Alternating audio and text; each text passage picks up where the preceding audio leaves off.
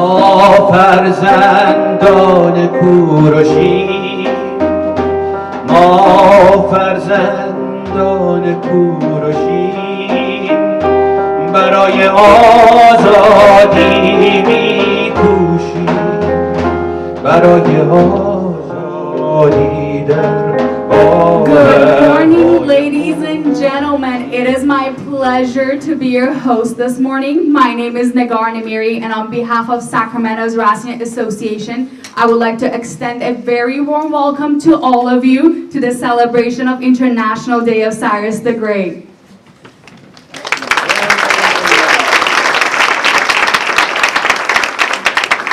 All right, first and foremost, I would like to thank you all for being here on a Saturday morning.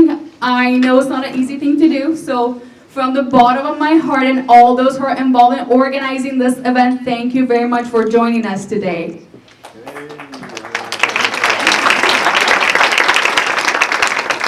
All right, before we begin the event, I would like to go over some house rules with you guys. So please turn off or silent your cell phones. If you do happen to leave the building, please keep your wristbands on, because if you leave and you don't have them, you won't be allowed to come back in. And if you would like to leave, please leave through the back door, which is through the kitchen. And one more thing, if you need to use the restrooms, they're in the back of the building. You don't need to look for them, just straight ahead. And then last thing, and it's an important one, please keep the movement to the minimum and keep the silence, remain silent, because, you know, as a matter of courtesy to our speakers, they have traveled a long way to be here with us today. All right. Okay, so born in the first Persian Empire in 600 BC, Cyrus's accumulated empire was the largest empire the world has ever seen. He's also recognized to be the first author of the Human Bill of Rights, and he's recognized by the United Nations. This Bill of Rights was written on the Cyrus cylinder. This cylinder tells an amazing story. Cyrus, you know, sorry, it's a little nervous. Cyrus conquers Babylon, and then this King of Kings, the greatest king, sets them all free. He lets all the people go back to their homes and homelands, and lets them go back, you know, recover their statues and their gods, and lets them worship them in their own way, in their own temple. And that's what the cylinder is about, you know, multiculturalism. And with that being said, I would like to invite Mr. Khodadat Pashutainzadeh, a member of a board of directors, to speak a few words with us.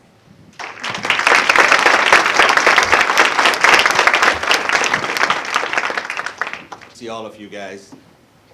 On behalf of the Sacramento Zoroastrian Association, the board of directors, our volunteers, and the Zoroastrian community of Greater Sacramento, wanted to welcome you and thank you for being here on such an auspicious day. Our vision, the Sacramento Zoroastrian Association's vision, has always been to create awareness and understanding for our religion, culture, and history to other communities and our children, generations to come. My special thanks to our eminent speakers. Thank you for coming and sharing your knowledge with us. Thank you. Happy Cyrus the Great to believers of human rights, life, liberty, and pursuit of happiness. Okay. I wanted to also congratulate all the Zoroastrians all over the world for such an auspicious day in Sacramento that we are celebrating. And we shall remember, good thoughts, good words, and good deeds shall always prevail. Thank you. All right, now the moment we all have been waiting for, our very first speaker for the day. He's the Massey Chair in Persian Studies, Professor of Ancient Iranian History, and the Director of Dr. Samuel M. Jordan Center of Persian Studies and Culture at the University of California, Irvine. Ladies and gentlemen, without further ado, Mr. Turaj Daryai.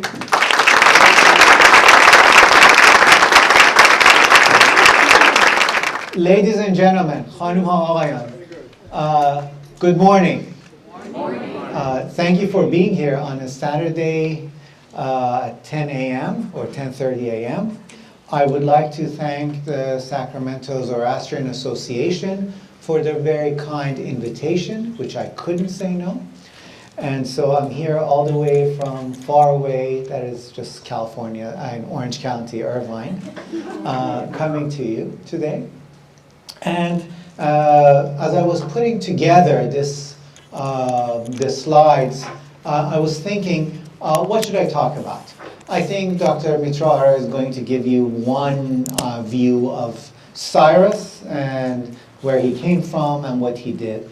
And I think each one of us has a specific idea of this character, this person in history. So I thought about maybe one or two or three ideas that would be pertinent not only to Cyrus Day, but also for the population in general, for Zoroastrians more specifically, and also some of the younger members of the audience who may have heard of Cyrus would want to know, why is he important anyway? What's the relevance of Cyrus to someone in 2019, I think still it is, of the Common Era?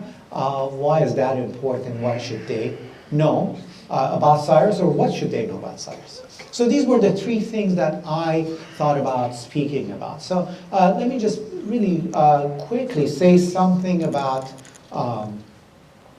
what people in the 5th, 6th century BC thought about Cyrus.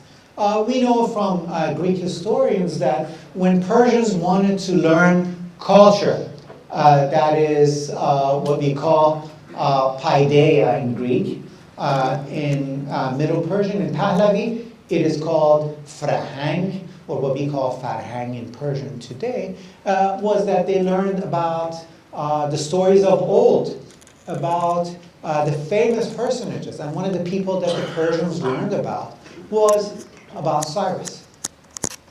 Young Persians had to memorize their tradition, and they had to learn certain things, and that was part of your cultural upbringing. And one thing was to know about Cyrus and his great deed. So about 2,500 years later on, we're doing the same thing.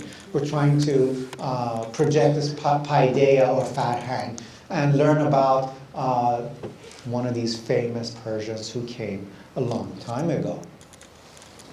Now, this is an Achaemenid, of course, tomb belonging to Darius, the third of the Achaemenid kings of the First Persian Empire. And we mainly, when we talk about Darius, we talk about this amazing empire that is made up of many people. And we don't say this because we're saying it today, but in Darius' inscription, he himself talks about this Vispadana, what would be in Avesta would become a Vispazantu, many people, in a sense, a multicultural world. The Persians themselves in the 6th century BC are cognizant that they're living in a place that has many people. Now, in the projection of power, obviously, oops, I made the boo-boo. As the king stands before the fire, each of these people represent one of the satrapies, and they're all named one by one. That is, you want to make sure that everybody knows the Elamite, the Median, the Armenian, the Assyrian. Everybody was part of this huge imperial project. After all, it's an imperial project, we should remember, that is holding up this throne where the king stands on it or sits on it. Okay? But what is important is not that he's a king, but he's a king of many people. And that is something that in history initially begins with the Achaemenid Empire, to tacitly acknowledge that there are different people that are part of this project. Now, I would contend that this is not only a Darius idea, where he is the king, what we call Kheshatra, meaning to have power, dominion over something, what we call Shah in Persian as it comes to, but it's already with Cyrus. And that probably has to go, or has to do with the way or where he was brought up. So this is a sort of imperial map of these many people, the Vispadanas, the many groups of people who are part of this empire, a multicultural environment and an empire. It's interesting that we didn't know much about Cyrus outside of really classical tradition and the biblical tradition until this man, Ernst Herzfeld, who himself has this really fascinating story. A German scholar who had an important seat in a German university. When the Nazis came, he was away, but his position was closed. He ended up in the United States ultimately.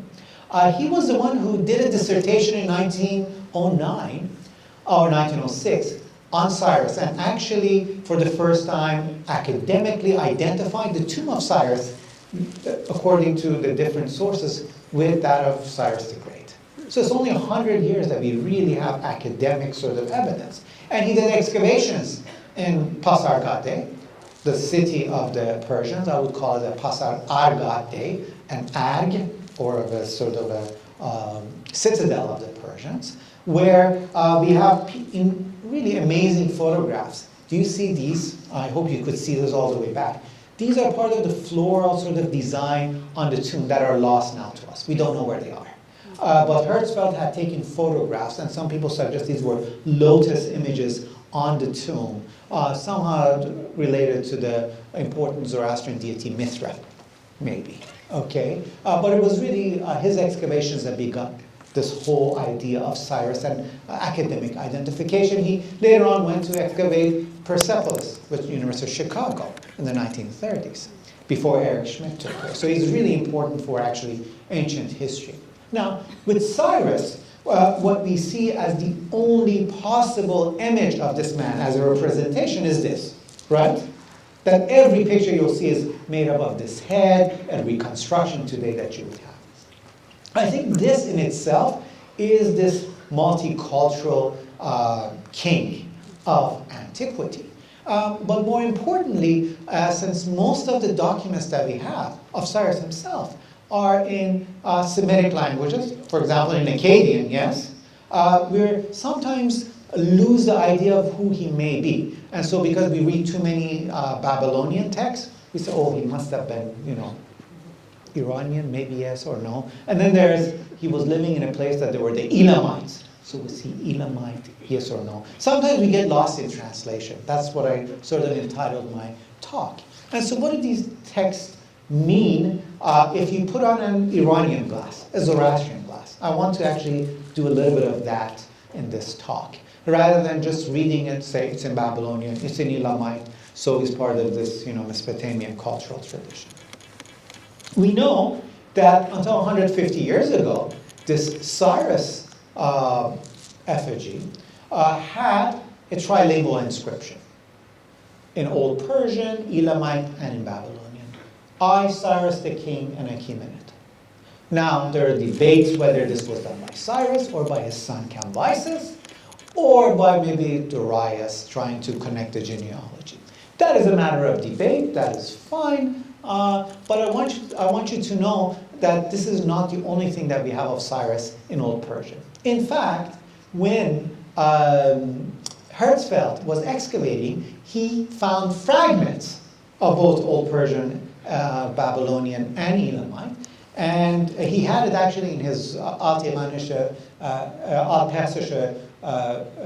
Buch, where we have the fragments, which we find one more word here. In Old Persian, it would have had Kurash, Cheshaitia, Vazarka, Hachamaneshia. That is Cyrus, a great king, and Achaemenid. So here we have one more word added, a great to it. And these are fragments that if you ever go to Pasargadae, rather than just looking at the tomb, go to the palace, and this is in Palace P. You find actually still fragments of written sort of cuneiform, even in Old Persian. It's just, sometimes the devil is in the details. You just have to take some time and just don't go to the tomb and just look at the palace in some more detail. There are other places that were fragments. Now, the fragments were collected by Herzfeld, so we do actually have much more than we think we did on Cyrus, except it's so fragmentary, it's hard to really put together what the text is about. So at least at his time, or immediately after his time, in Old Persian there were documents on Cyrus. So it wasn't only Greek, and it wasn't only Babylonian, and it wasn't only in Elam. Of course, the people who really kept the history of Cyrus alive were the Jews. And that is through the biblical tradition, obviously, because of Persian religious policy. Having been cognizant of ruling over many people, you treat everybody according to their own tradition. There's a wonderful sentence attributed to Darius, each country's nomos is best. Each country's tradition is best for them. You don't meddle in that, in their tradition. And that's something very Persian. And I think in some way maybe Zoroastrian as well. You let people do what they do. And that's why in history sometimes when we think of Persian tradition, we say, why don't we have more Persian documents? Why didn't the Persians enforce their language over everybody else? That's not what they were about. Okay, that is not part of this Persian mentality of viewing things. And obviously, I think Mr. Zant, who I'm not sure is here yet or not, or other speakers, will talk about Cyrus in Greek tradition. Obviously, Cyropaedia is not quite big and important, but from Herodotus to others also saw Cyrus as this great ruler. Now, Cyrus himself was, of course, from an area that was dominated by Elamites in southwestern Iran. And it was this Elamite Mesopotamian cultural zone. This is, we think, is the seal of Cyrus's grandfather in Elamite. He's written it. But again, just because he writes it in Elamite, that doesn't mean that they have to be Elamite. There are these fights by scholars nowadays that, he wrote in Elamite, so it's Elamite. Or the name doesn't sound Persian. So if you have a son and you name him Ryan, nowadays I've seen lots of people do, does that mean that he's American? Well, he's American, but he could also have the Iranian sort of identity, right? You just named him. You wrote it in English. Does that mean that because I speak English, I'm completely American or just born English native? No, obviously not. And you could tell from my speaking that I'm not. So, Cyrus was born in this cultural area. The Anshan highland, the Susa lowland. This is the part of this Elamite world. What is modern day Anshan is Talle Malian, as you can see here. That's his birthplace, as far as we know from the Elamite documents. That city has been identified. And in itself, it's a place that you got Elamites, you've got lots of people from Mesopotamia, you have Iranians who have moved, many tribes. It is a multicultural place. So if you're born in a multicultural place, you tend to react and interact with people in very different ways. I think if you maybe make an example today of your own children or the youngsters who tend to act and react to different people very differently than people who were maybe raised in Iran. And that is because it was much more homogeneous, perhaps there, and here's much more multicultural. I want you to think of the US today in some way as if where Cyrus was born in the 6th century BC. And as he's growing up, obviously, you have the Median Empire, which I'm not going to read the names for you, do not worry. But Astyages is the important, sort of the last Median ruler. And here's some Medians in the service of actually Assyrian army. The army of the Assyrians, the way Assyrian army fell was because the Medians were some of the elite fighters of the Assyrian army. They brought it down. They were working from within, actually. Okay? As the Germans did with the Roman Empire. I just want you to think. They were employed, they became great officers, fighters, and then they bring down the system. Okay? And at this time, the Persians, obviously, we know that are going to achieve supremacy very soon. And as I mentioned, this Cyrus, I think, statue very much shows his Mesopotamian wings, his Egyptian crown, and his Elamite robe already is telling him that, like, I'm an Iranian, but I'm wearing the tie and the jacket. Looks a little bit Western, right? Already is part of a larger cultural world, okay? Or at least that's what this statue aspires to this multiculturalism. And I think Cyrus very much is part of that. And the way he deals with the Medes from Babylonian documents is clear. It's not through warfare, direct warfare. First, you negotiate. And we know from Mesopotamian documents that he actually negotiated with the Median soldiers. So when the Astyages faces him in battle, already the Medes, if you can read the text yourself, have already decided to join Cyrus. And they just move to him. The same scenario actually happens in Babylonia as well, in Babylon. So it's very good and astute negotiations and peaceful transfer of power. So Cyrus enters Babylon. This is well known, and he has to go to the great temple of Marduk in the Saglia, and for the New Year procession, every king had to go and perform the same duties. The last king wasn't doing it well. He had gone to this city of Haran, which is a long story. So Cyrus has to come and restore the tradition, the ritual. And that's why we have this cylinder that is on my table, or at least a replica of it. A chronicle of Cyrus's deed in 44 lines is his curriculum vitae, you might say, in Mesopotamia. And there he tells us what he did in Babylonia and what he stands for. Okay, so that's his sort of document. Bel Marduk cast his eye over all countries, seeking for a righteous ruler. Then he called by name Cyrus, king of Anshan, and pronounced him ruler of the land. So he's from Anshan, so Marduk the Great guy said, okay, you look good, and you're actually performing, putting things in order. I want you to think, putting things in order, setting everything right. That is a common theme with Cyrus.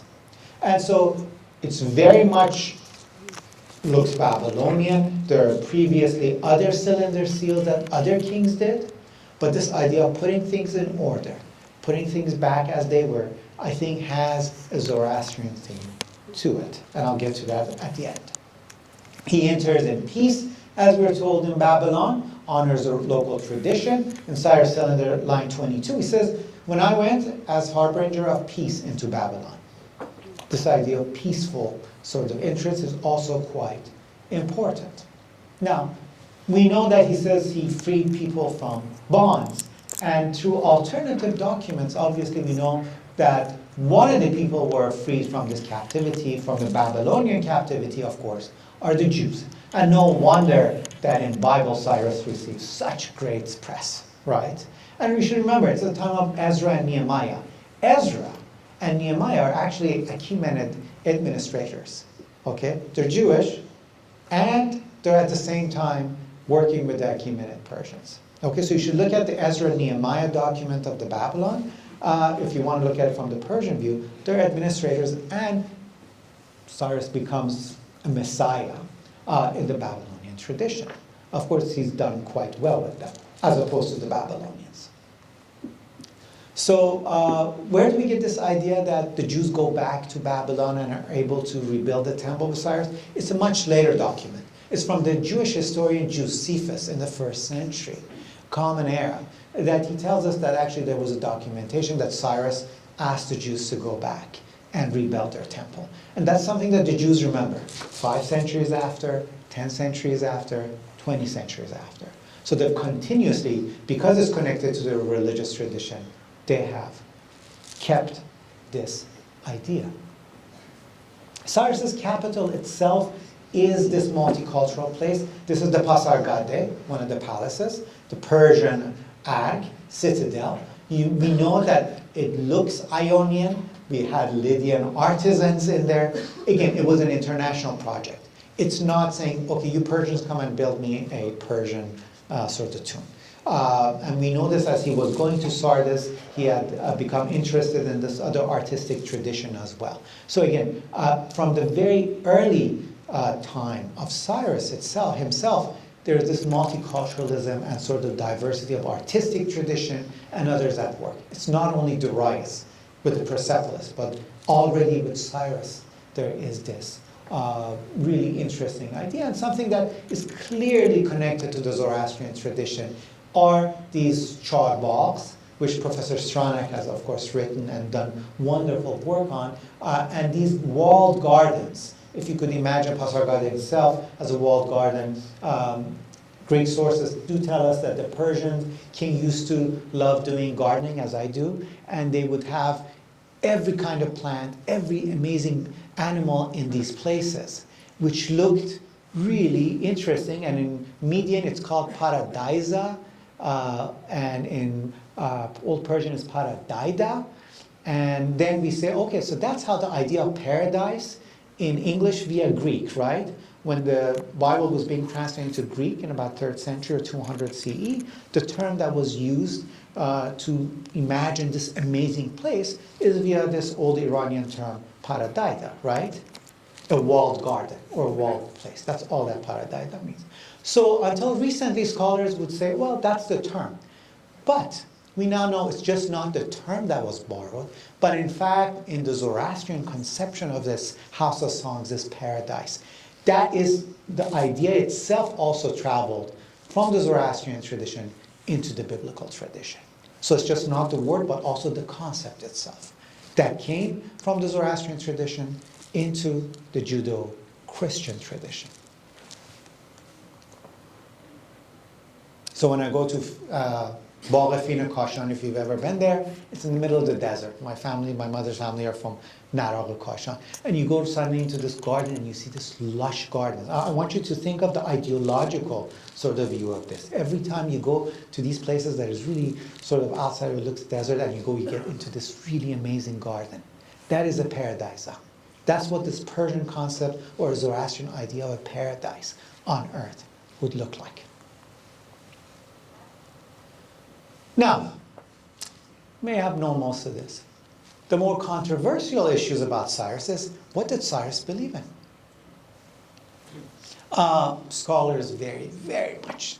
Some people say he's not Iranian. Obviously, he wasn't a Zoroastrian. Others may say, let's look at the evidence. Let's see if there are any tangential evidence to go against such an idea.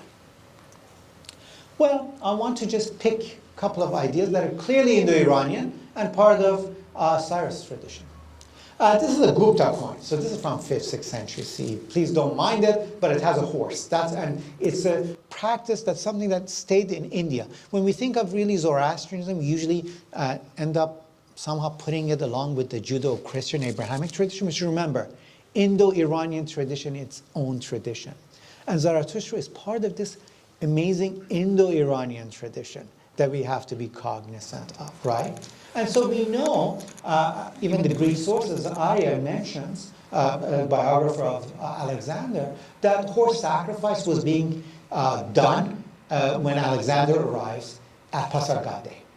Horse sacrifice. We already know, we have detailed texts in Sanskrit of the sort of amazing kingly sacrifice of Ashvamedha, meaning horse sacrifice. That was done all the way through medieval India. Okay, so I'm not saying it's exactly the same thing, but we know it's part of the same cultural heritage.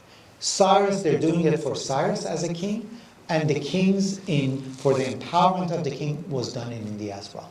And we know that is this part of this Indo-Iranian tradition.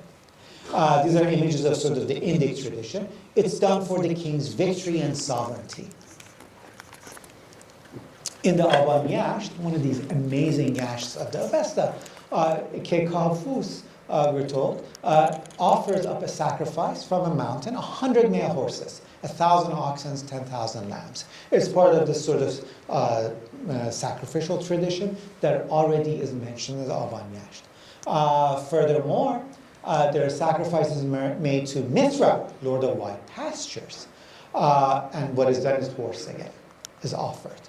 We know in the historical sources that the satrapy of Armenia in the Achaemenid period was responsible to supply 20,000 horses as tribute to the Achaemenid Empire. I'm not sure they were getting like just the 20,000 just for horse riding, but that's just a question I'm throwing there. I'm just putting these traditions next to each other. What about Cyrus's name? Most scholars today say Kurash is not an Iranian name. It's Elamite. That is the common opinion today. Could be, but I think there are actually Iranists who have given very convincing Iranian etymologies. And I just want to make this connection. As my professor a long time ago, Hans-Peter Schmidt, professor in the Iranian tradition, told me, we had to read some Mahabharata, as I think Professor Ara has done. And if you know the great Indian epic, the Mahabharata, you know that there are two families, they're cousins, that are sort of at war with each other, the Pandavas and the Kauravas. So what is the etymology of the Kauravas? And there are a couple of suggestions, and that may actually be connected with Kurosh. And we can get two things, either Kur, which gives us, we can have two roots from it, either to be blind, and that you get in the Indic tradition. In the Mahabharata, the father of the Kauravas is Dhritarashtra, who is blind, if you know your Mahabharata story, right? So it may be related to that, or there's another Iranian root meaning to be young. Okay? So it may be connected to this idea of a youth or someone being young and vigorous. So you could actually supply an Iranian root for it as well. Next time somebody just comes and tells you it's Ilamai. And if they say, well, we're not sure, who did you get that from? Okay, so Touraj is maybe not a great scholar. You can go back to Hans Peter Schmidt. There are other important, actually, Indo-Iranian scholars who have posited an etymology for Cyrus, which has completely now been swept away. And I don't know why. The last thing I want to mention is this about putting things in order and education. So we know in Cyropedia, as Afshinjan will be talking about, Cyrus was educated in Persian manners. He followed the Magi's instructions. Already we're getting a sense, already in antiquity, that why, if he's not a Zoroastrian, being educated by the Magi, or he's being learned in the Persian way. Obviously, it's part of this Iranian Zoroastrian cultural tradition. It really can't be. More importantly, Cyrus's daughter is called Atusa, that is Avestan Hatosa, which is Kevishta's wife. These names are Iranian.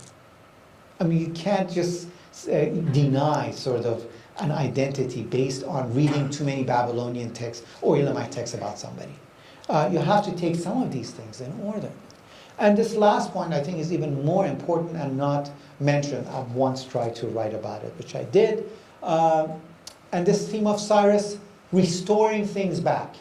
In Ezra, we have Cyrus returned to their places what was taken or was disrupted. This theme of putting back in order what has become undone is part of this important Zoroastrian idea of Asha. Or in Old Persian, as we say, Arta. It's Indo-Iranian tradition, Rita, meaning order. It means a cosmic order.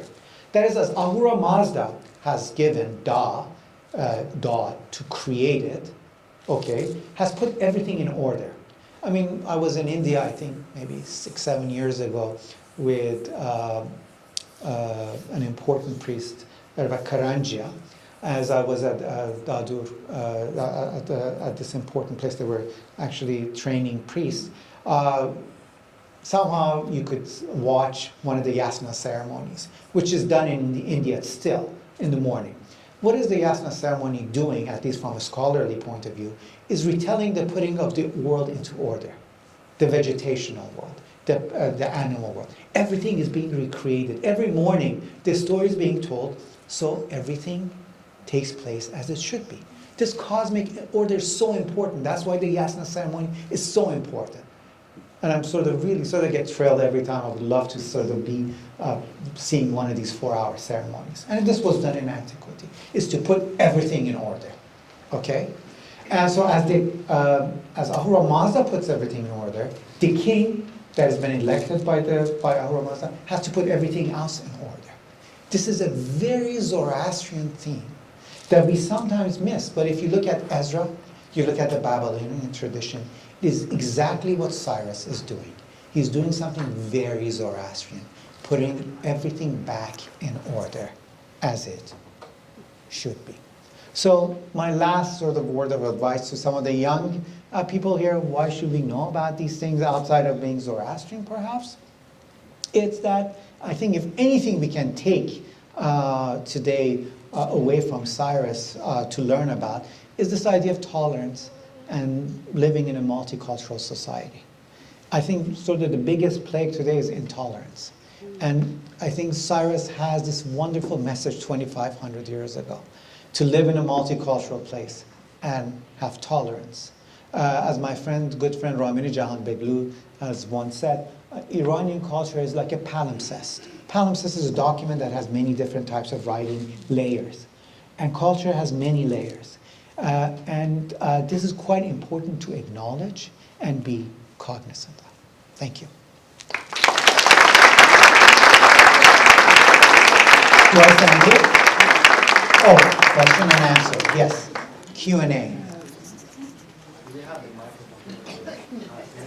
بفهم. If I can answer. Hi, good morning. Good morning. I heard a few, maybe last year, from Dr.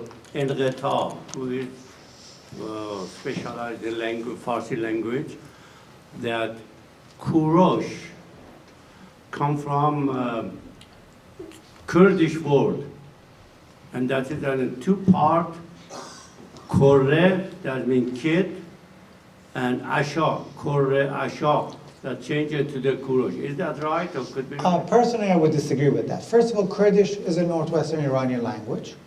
And so when you find many, and today the Kurds, I mean, the articles coming out that the Kurds are becoming Zoroastrian, this interest in the Avesta, do you see this intense similarity between their language and Avesta? It's because they're both Iranian languages, Yeah. right? And so you could see the similarities, Baf, Wafra, and Wafra. You know, these gives them this idea. But already there are several scholars who do Indo-Iranian languages properly. Kur could only either mean the young, okay, or it could mean blind, okay? And I've forgotten the second scholar who has written on this sort of etymological, it's Rudiger Schmidt, okay? These are the two eminent scholars who have really worked at. It's not just Kurdish, and Cyrus, as far as we know, Zoroaster wasn't Kurd. He was an Iranian, somewhere in Eastern Iranian, which is harder to read. Yeah. Hard to sort of pinpoint. Yeah. And excuse me when I continue, sorry.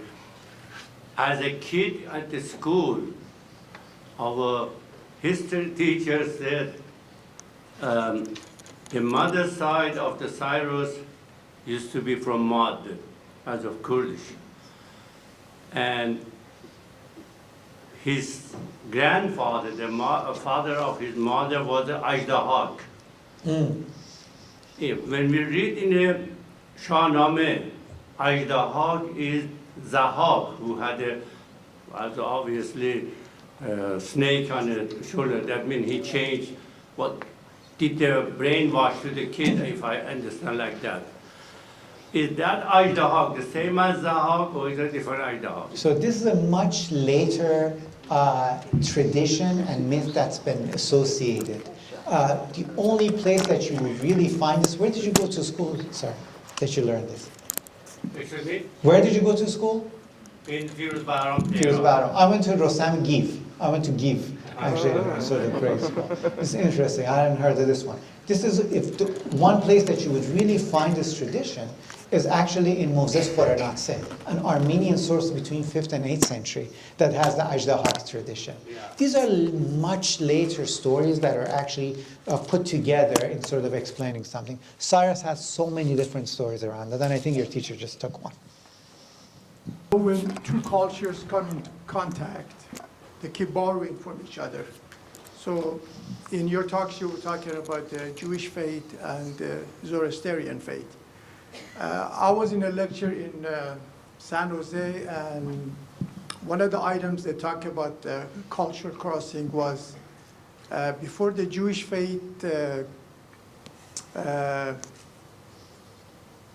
got to know the Zoroastrian faith. In their culture and in their writing, there was no mention of hell. So I just need a confirmation if this was true or There's no hell. Oh, Yes, there's no hell in the Judaic in that way. but There's the term Gehanim that we find, right? But Gehanim, what is enters via Arabic into Persian as Jahannam, is a concept of Gehanim there, okay? But as such, this idea of it clearly, we think the Zoroastrian tradition of the heaven, of a paradise that I just mentioned, and a hell, which is different from really from the Judeo-Christian tradition, right? May have actually influenced the Judeo-Christian tradition. And it is part of this borrowing, the meeting of the Magi and the rabbis, you might say, at some point. and there was crisscross of borrowings. Hello, I just wanted to know that the cylinder right now, it belongs to Iranian or Iraqian right now. Who can claim that right? It belongs to the British, who went and got it, 100 and something, Mr. Rassam, who found it as part of the excavations of the British. So it's sitting in the British Museum. Yeah, but if something happened based on the rule, we can. I mean, it can come to Iran and stay there, or it belongs to because it has been found. So then, Iran. if it comes there, then there will be some sort of a squabble between Iran and Iraq. Although now the Iranians probably have the upper hand, and it did come to Iran. I actually remember the tradition when it was brought several years ago to Iran for an exhibition. And I think the level of sort of, nobody had visited Iran Boston Museum as much as when the Syrus cylinder came. It was really, I think the movie can be made of what went on in the procession and sort of the number of people who went there. But for now, I don't know what the legal sort of precedent. But it was found in Iraq, right? It's a Babylonian document found in Iraq of a king named Cyrus who sort of is the progenitor of the Persian Empire, and then taken to England. That is really a hairy case to really deal with, and I'm not a lawyer to see what the international sort of implications are. And there is just one cylinder like that, or No, I showed you. This is a part of the Mesopotamian tradition. You go to Marduk, sort of to go to the main temple, you have to perform the New Year rites and make sure everything is in order, right? And every other king that I can, even after Cyrus, there are kings who come, all the way through the Seleucids. So, oh yes, we came and put, things, we tried to bring justice and so on, we rebelled things. The king before Cyrus, I think, had sort of let it go, and the priests were quite unhappy. And Cyrus, as a restorer, to bring everything back order, and acts as a good Mesopotamian king. And when he's in the Bible, he's a very good sort of Jewish Messiah. So he's very well, as a good sort of Persian sort of ideology, as you always go according to other traditions and play into these traditions. So I don't get that. Kurosh orders to write this cylinder and put it in the ground, or Yeah, you put it actually into the wall or under the ground of the temple as a testament of your actions. Exactly. So yeah, based on this action, it should be in other countries as well. That was on domination of Iran. No, it's only a Mesopotamian tradition. It's only in the Temple of Marduk you're putting these sort of cylinders in there, no other places. Okay. So based on what you're saying, we have just one of these. Based We have on one Cyrus cylinder. one size. I mean, we don't should expect to find others. No, we shouldn't expect to find it. If you find it, somebody may have been making it like that by hand at home. And are they finding new pieces of that cylinder? Yes, the fragments in the British Library, there are about approximately 250 to 350,000 fragments of cuneiform document fragments. You have to be really smart and have good memory and be there for a long time, as Dr. Finkelstein was there, and he had played with so many of these fragments when he said, "Oh, I remember, there was this fragment." So actually I was in British Museum for the conference, and they found 2 more fragments. And so there, parts of it is missing, yes. So they keep finding It's it. an ongoing project to read all of those. Uh, Or we have the no. concept of that, or Out of what's the the 44 status of that? lines, 36 or more are complete. The other 8, now 2 fragments have been found. So there's still fragments to be found. We don't know where they are. But these current fragments has been found in the Iraq or in other countries? In the British Museum. Oh, it was in the In the vault, where the other 250,000 pieces are, of other documents, of other cuneiform texts. Oh, okay. Thank you. Appreciate it. That's why you need to support your local museum. I have a question for you. Yes, sir. I'm right here at the back. Well, At the we're just back. trying to figure out the animal sacrifices, where and why did it start? Why and where did it start? Oh, that's a really difficult question. I think since the beginning of religious tradition, of religion, the idea of sacrifice is very much part of almost every religious tradition. It's been kind of universal. It's been very common. The idea of what we call in Sanskrit yajna, or yasna, what we have in sort of the version, which we call now celebration, right?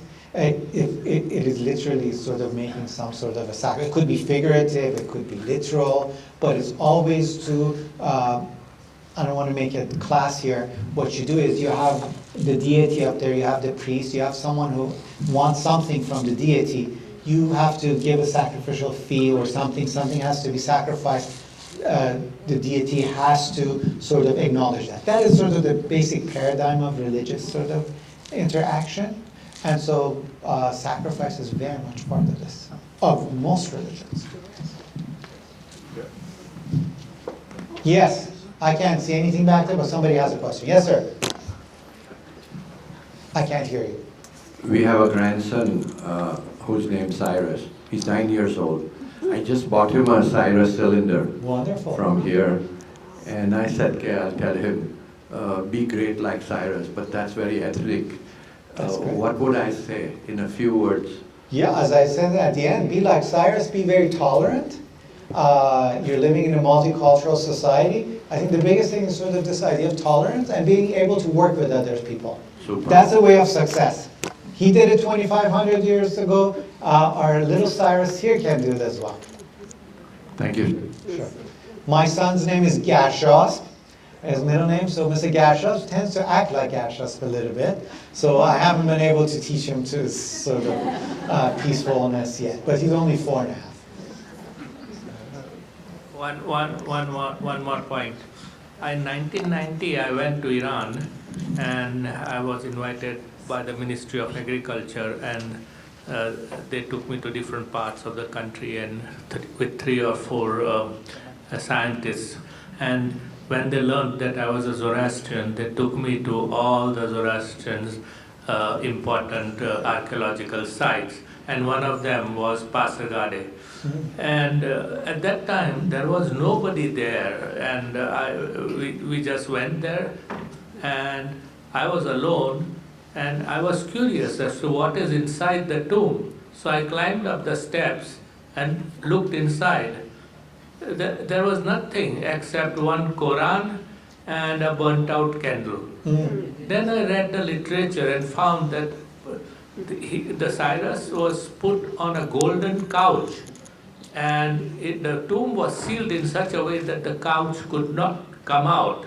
It was too big for it to come out through that small door, and it was looted twice. Once after Alexander conquered Pasargade, and also when Alexander stopped on the way back. He saw that again it was looted, and he was very angry, and he accepted the Zoroastrian principle that it should be restored. So he told the general, restore it as it was, and then he moved on. But today there is nothing inside. Yeah, I mean, probably as soon as he left, it was looted again. Yeah. So already, I mean, it's a long time. All the Achaemenid tombs, if you look at it, they've been looted. But as in Egypt, as in other places where there are these antiquities, people throughout history have wanted to either deface it or actually find ganj, to find treasures. And so many of these things, if they're not under the ground, not hiding to be discovered until modern time, they're in danger of being lost. Nowadays, I think there's a parameter around the Cyrus cylinder, so you can't go actually in there. And now, of course, there is a guard at the entrance as well. There are a couple of guards who try to keep some eye on it, but now it's about 2,000 years too late. Or 2,500 years too late, 2,400, not 2,200. Well, of course, I have a question about Yes, women's rights. And what do we know about what Cyrus thought about, like, did he ever use or looked at the Hammurabi's stele? Because we have writings on his daughter's marriage and choosing her own husband. So can you elaborate on that? So yeah, I mean, I think it's how you put Cyrus in what context. You put him in the Mesopotamian context, that you go to the laws of Hammurabi, which is not particularly equal, right? Or to the Elamite tradition, which is quite matriarchal, right? Women have really lots of power. Or to the Iranian tradition that, yes, you know, she has the right, she has to agree to, at least for marriage, as in the Zoroastrian tradition, at least all the way in the Gathas, right? When Purushista's wedding sort of hymn, if you want to call that, right? In the Yasna. So it depends where you put Cyrus in there. If it's the Zoroastrian one, you know, she has to agree. You can't go against her will. If it's Elamite, actually, you know, sort of a women's sort of view of things completely. Or to the Babylonian one that, you know, just go. But do we know about the culture at the time that was? Well, yeah, we know lots about it. We know because, you know, between his daughter and because Darius actually makes sure that all daughters are married, right? And so because women are quite important. Women are the way that power is transferred in the Achaemenid court. That's why the Greeks really have a bad attitude towards Persian women in their texts. They really sort of dislike them. They say they're too nosy, they manipulate their children. We're not talking about today, we're talking about antiquity, man. They manipulate their children, they keep poking their husbands to do things. This is because of Greek cultural sort of limitations that doesn't like women to really take a stage. So women have lots of power in the court. And they own land. We know some of these royal women, they own land, they have workers, even the managers are women. So it's a very sort of interesting world. Oh, some more questions. Yes. I have one question, please. Yes. What would you recommend as a good reading material for Cyrus's history, his early life and his later life? Oh, wow. There are lots of nice books. You know, there was one book some guy edited, it's short. It was published in 2016 with the Getty Museum that they had this Cyrus. And there were like 5 articles by Pierre Briand, who was an eminent historian of Achaemenids, David Stronach, who did archaeological work, who was an eminent professor of archaeology at Berkeley, and then Ali Musavi, who talked about a very wonderful archaeologist who worked on Cyrus and travelers to Cyrus. And then there were Irving Finkelstein at the British Museum, who translated with the fragments of the Cyrus, the latest translation, and then Shahrukh Razju in Tehran, who did the Persian translation. The editor was Turaj Daryai, not to toot my horn, but I edited the text in 2015. It's about 120 pages, and all of these important people, I just told them, please do it. I'm sorry for my Sorry, I was looking at you and I heard Yeah. ladies. Yes. I'm sorry for lack of my knowledge, but I have a question. Can we say Cyrus never announced his religion, even though he prayed to Allah, sorry, because he wanted to be tolerant to all religion in the country, or not true? You could say that, but we don't know. We simply don't know if he didn't say it, so we can't tell, right? I mean, it's interesting that he doesn't make any proclamation. He just, in every tradition, he is part of that tradition.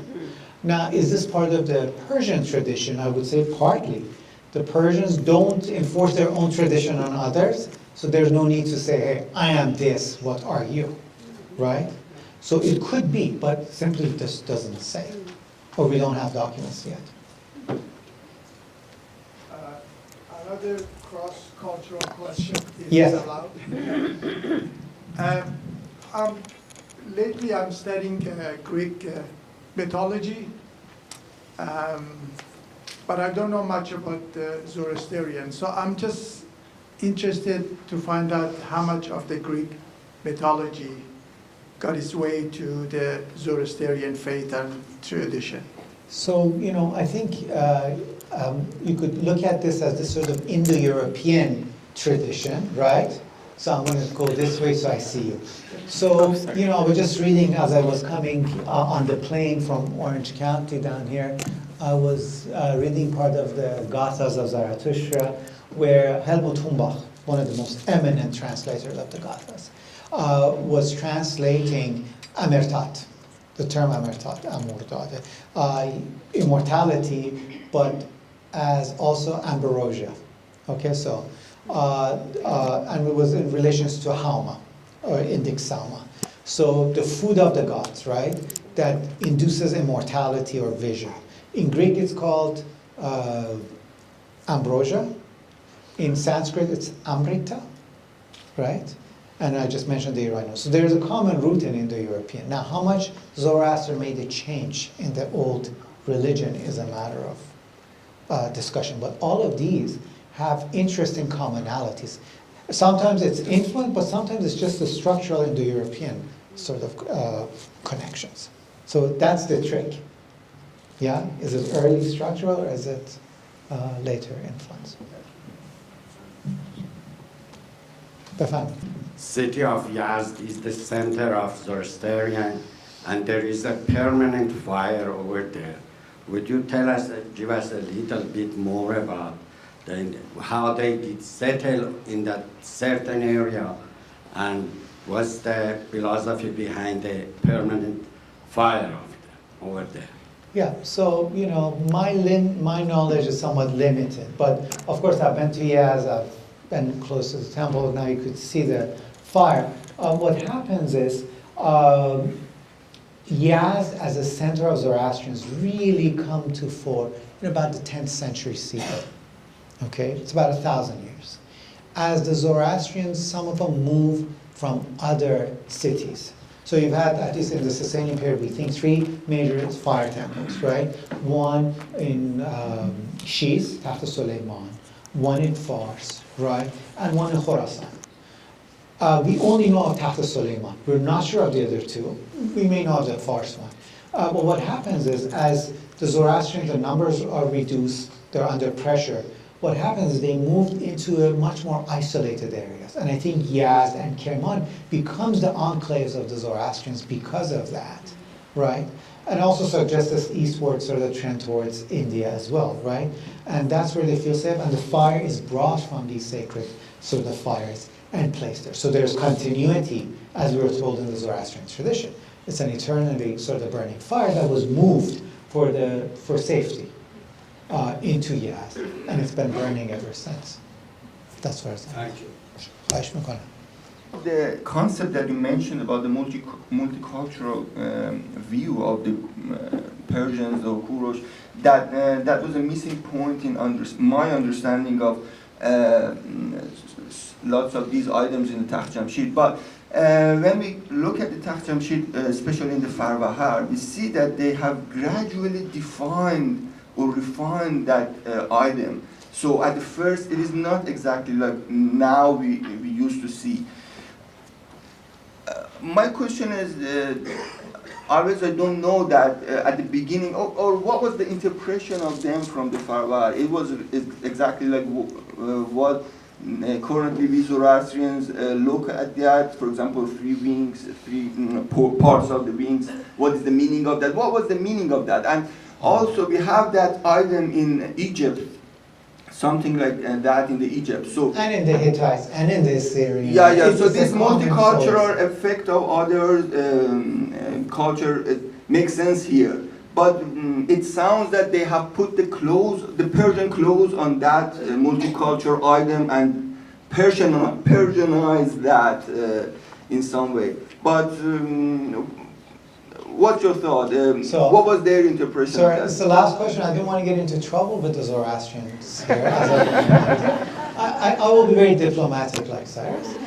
Sort of putting my scholarly hat on. Look, Manekji Limji Hataria, at the turn of the century, who went to Iran, who worked there and sort of worked with the Zoroastrian community and also with Forsat Shirazi, who has done this Asar Ajam 2-volume amazing survey of Persian language. It's for the first time there that we see that says in Surat Faravahar mi bashad. So the idea that this is a Faravahar, at least in sort of as far as we know as a documented written thing, dates from that time. Okay? Now, what does it mean before this? There are different competing ideas. Of course, it's for the great god Usher that solar wing is looked and stood for before the Persians come. For the Hittites, it's their great god, right? It's a solar deity in Egypt, right? You could make your guess as what for the Persians would have been. They wanted to discuss a concept, but then they Persianize it, put Persian hat and make it Persian. It could be Huarne or Far, glory, as Professor Shapushek, the late Shapushek has suggested. It could be Ahura Mazda, as some scholars have suggested, based on these similarities. But there are other suggestions now are slowly being made, but these are the several ideas that could be there. But I would say as a Zoroastrian, whatever you believe in, that's what it is. Okay? So that's Farabad, that's Farabad. Yeah? Thank you very much.